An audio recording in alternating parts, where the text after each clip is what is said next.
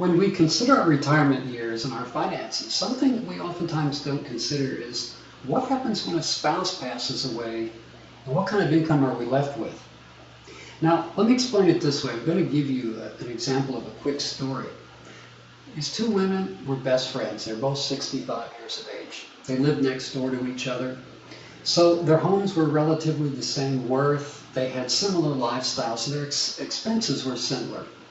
Now, both of these women lived to be in the early 90s, but there was one big difference. Now, both of these women made about $1,000 a month in Social Security. Their husbands made a little bit more. The difference was the one woman, her husband lived until she was 90. The other woman, her husband passed away this year when she's 65.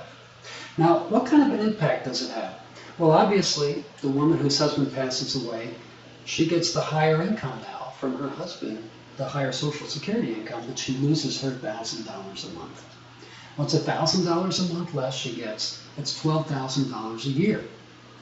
The other woman whose husband lives to be 90, or lives to be where she's 90 years of age, she has 25 years of two Social Security incomes that her neighbor doesn't have.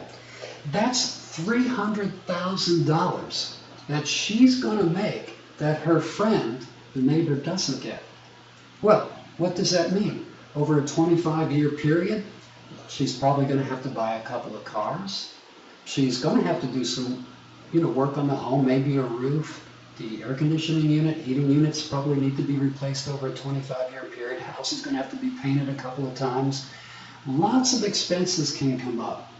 Now, who's going to be able to absorb those expenses easier? Well, obviously, the one who's got the extra $300,000. But there's a cure to this.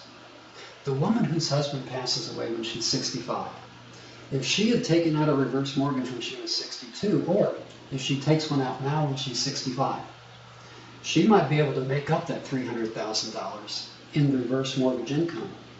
Especially if she utilizes a line of credit. She may actually end up with more than $300,000 over time from that line of credit.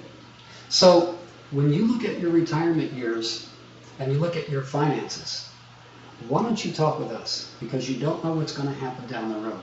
Give us a call today, send us an email, find out what your options are, find out what kind of financial flexibility the reverse mortgage can provide to you. We'd love to talk with you.